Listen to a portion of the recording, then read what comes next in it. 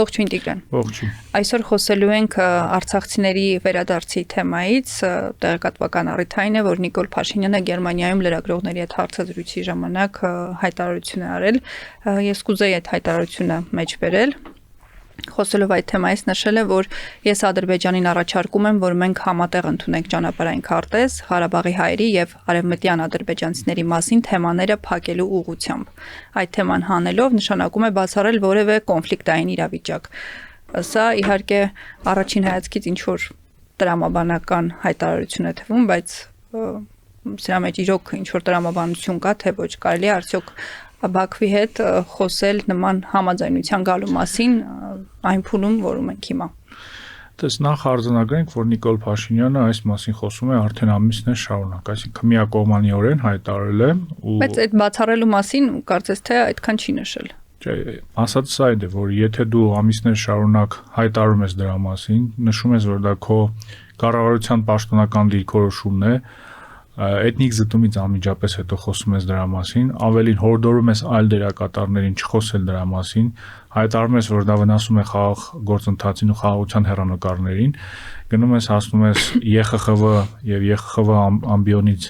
խոսում ես այդ մասին, որ փախստականների վերադարձի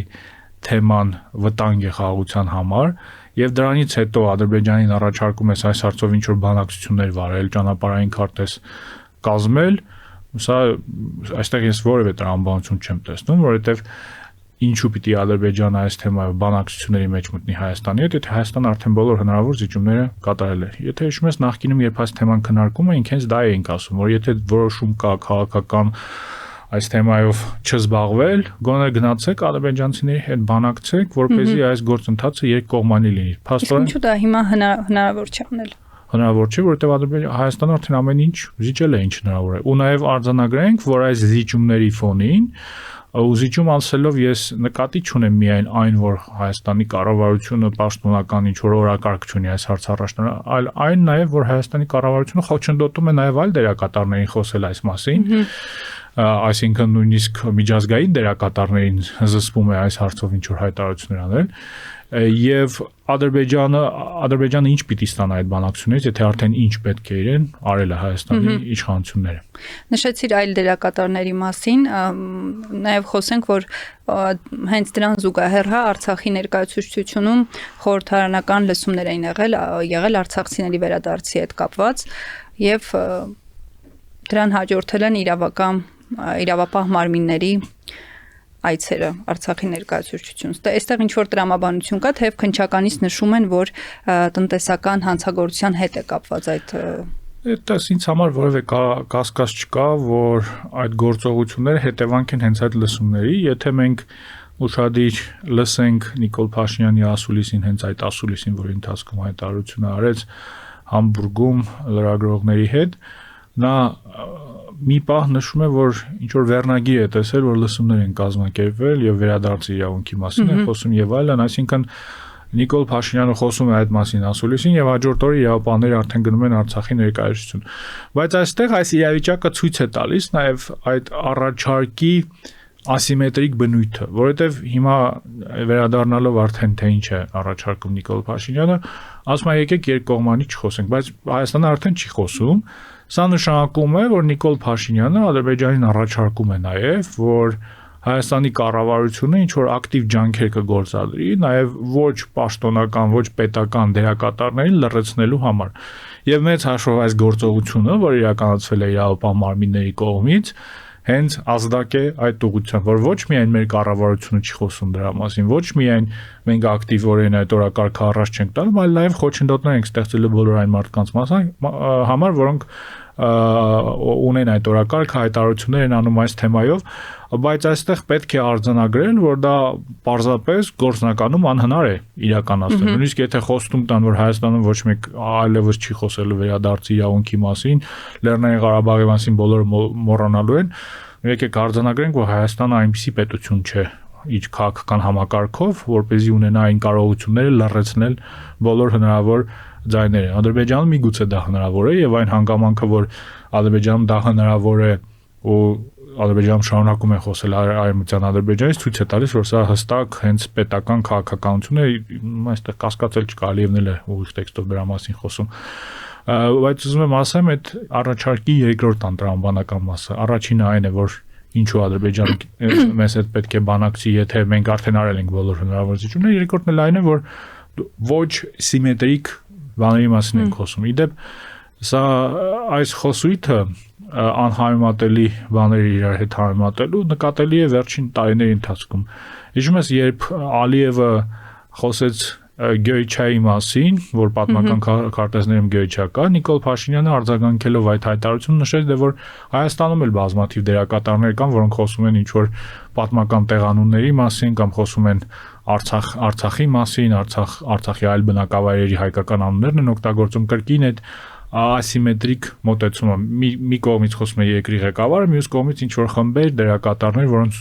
ընդհանրապես համատելի չեն միմյանց հետ։ Լավ, ի վերջո ինչն է անհանգստացնում կամ ինչու է առհասարակ այս նմանատիպ քննարկումները անհանգստացնում իշխանությանը, չէ՞ որ ինչ որ իրավական ուժ կամ օրակարգային հարց չկա այստեղ։ Այսինքն ցանկացած մարդ, ինչպես ներկայացուցչությունում հավաքված մարդիկ, այնպես էլ ցանկացած տեղահանված արցախցի իր սոցիալական հարթակներում, այլ վայրերում կարող է խոսել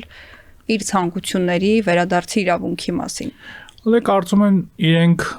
կարող են դիտարկել այս իրավիճակը որպես, այդ մասին խոսում է Փաշինյանը հայտ ասուլիսի ընթացքում, որ իբր հայկական կողմն է հիմնավորում ստեղծում Ադրբեջանի համար շարունակել օգտագործել այդ Արևմտյան Ադրբեջանի խոսույթը, այսինքն եթե ինչ որ հրաշքով այս խոսակցությունները չլինեն, եթե Facebook-ում մարդիկ դրա մասին չգրեն, եթե Արցախի ներկայացությունը չլինի, իդեպ ես կարծում եմ, որ վաղ թե ուշ այդ շենքը վերցնելու են այնտեղ գտնվող դերակատարների ձեռքից, եթե ակտիվորեն ջանքեր գործադրեն այս խոսույթը ճնշելու համար, չնայած ինչպես արդեն նշեցի, խիստ կասկածելի նախաձեռնություն է զուտ իրատեսության առումով, Ադրբեջանը այլևս չի խոսելու Արևմտյան Ադրբեջանի մասին, Արևմտյան ադրբեջանցիների վերադարձի մասին, այսպես կոչված, բայց մենք տեսնում ենք, որ դա է ուզում ասել նաև նախորդ հարցերին պատասխանելիս, որ հայկական կողմի այս հռետորաբանությանը զուգահեռ Արևմտյան Ադրբեջանի խոսույթը ոչ միայն չի пассивացել, այլ նաև կարծես թե ավելի բարձր մակարդակների է հասել։ Եթե նախկինում միայն այդ հասարակական կազմակերպություններ ինչ որ համաժողովներ կազմակերպում, թեկուզ էլի ֆինանսավորվելով նախագահական ադմինիստրացիայի կողմից, հիմա տեսնում ենք, որ Ալիևն է բոլորովին վերջերս խոսում է այն մասին, որ այո, պիտի այդ մարդիկ վերադառնան իրենց պատմական հայրենիք, Հայաստանը պետք է ապահովի պայմաններ դրա համար եւ այլն, այսինքն այստեղ եւս տրամաբանական խնդիր կա։ Հայաստանի կառավարությունը մտածում է, որ եթե այդ ջանքերը գործադրի, հնարավոր կլինի Ադրբեջանի հետ պայմանավորվել, որ այն խոսույթն էլ վերանա, բայց իրականում այդ խոսույթը չի վերանալու։ Ես կարծում եմ այստեղ խնդիրը ոչ միայն Հայաստանն է կամ հայաստանյան հասարակությունն է, այլ այդ խոսույթը պահվում է ընդհանուր առմամբ Լեռնային Ղարաբաղում տեղի ունեցածի, Լեռնային Ղարաբաղի բնակիչների խախտված իրավունքների մասին բոլոր հնարավոր խոսակցությունները չեզոքացնելու համար։ Լինեն այդ խոսակցությունները ներհայաստանյան, թե միջազգային։ Հենց դա ուզում հարցնել, միգուցե սա նաև ինչ որ ներքաղաքական կամ ընդդիմադիր ուժի ձևավորման վտանգ է պարունակում իր մեջ ըստ Փաշինյանի։ Չէ, ես չեմ կարծում, թե այստեղ ներքաղաքական խնդիր գոյություն ունի, մեծ հաշվով պարզ է, որ սա ընդհանուր առմամբ այդ գաղափարական բանավեճի մաս է լինելու, իրական Հայաստան, պատմական Հայաստան եւ այլն, բայց ես ուզում եմ ասել, որ Ադրբեջանը այս խոսույթը ակտիվ է պահելու, քանի որ Հայաստանը ինչ էլ անի, միջազգային դերակատարներ գտնվելու են, ովքեր խոսելու են բռնի տեղահանման մասին, ովքեր խոսելու են փախստականների իրավունքի մասին, վերջ-վերջո սա միջազգայինորեն արձանագրված հումանիտար իրավունք են, արդեն կան բազմաթիվ միջազգային փաստաթղթեր, որտեղ նշվում է բռնի տեղահանման մասին եւ այլն։ Քո ասացի վառ օրինակ է, օրերս տեղի ունեցածը, որի մասին էլի իր դժգոհությունն է Բաքուն հայտնել, որ Հայաստան Եվրոպական միություն ռազմավարական օրակարգի մասին փաստաթղթի ստորագրումից հետո Ադրբեջանի արտգործնախարարությունը էլի բացասական արձագանք է տվել, նշելով, որ սա ինչ որ ձև սպառնում է խաղաղության գործընթացին եւ այլն։ Սա կարծում եմ, որովհետեւ էլի այդտեղ նշված եւ օգտագործված տերմինների Այո, տես ադրբեջանական կողմը այնքան է լկտիացել, ու այդ լկտիացմանը նպաստել է հենց հայկական կողմի պատրաստականությունը բոլոր հարցերում առանց հենց բանակցությունների ինչ որ զիջումներ անել, որ հիմա Ադրբեջանը պահանջում է, որպեսզի Արցախից բռնի տեղահանված մարդիկ փախստականներ չկոչվեն, բռնի տեղահանված չկոչվեն, միգրանտ են նրանք համարում, ասում են կամավոր լքել են այդ տարածքը։ Հիմա եթե շարժվենք Հայաստանի Հանրապետության կառավարության տրամաբանությամբ, հանուն խաղաղության պահպանման, հանուն ապագայի, պետք է նաև դրանից հրաժարվենք փաստացիորեն, պետք է փախստականներին փախստական չասենք, բռնի տեղահանված չասենք, ձևանանք, որ այդ մարդիկ կամավոր կերպով լքել են իրենց տները, միգրանտներ են, նմանատիպ ձևակերպումներ կա նաև գերիների մասով, այսինքն պետք է գերիներին ինչ ասենք հանցագործներ համարենք, ովքեր Ադրբեջանի տարածքային ամբողջականության դեմ ոտնձգություններ են իրականացրել, այսինքն որտեղ է այն սահմանը, որտեղ մենք այնուամենայնիվ նշում ենք, որ չէ, այս հարցերի շուրջ չենք բանակցում։ Տես այս պահին կարծես թե սյուրռեալ իրականություն է դա թվում, որ օրինակ կարող են Հայաստանի իշխանությունները փախստականներին փախստական չանվանել, բայց մի քանի ամիս առաջ, մի տարի առաջ շատ այլ իրավիճակներ են սյուրռեալ համարվում։ Եվ այդ առումով Ադրբեջանը տեսնում ենք, որ շատ հետևողական է, այդ ամենամանր դետալի հետևից էլ գնում է, երբ այս կողմից որևէ դիմադրություն չկա, եւ այս կողմից որևէ առարկություն չկա, մեծ հաշվով, այս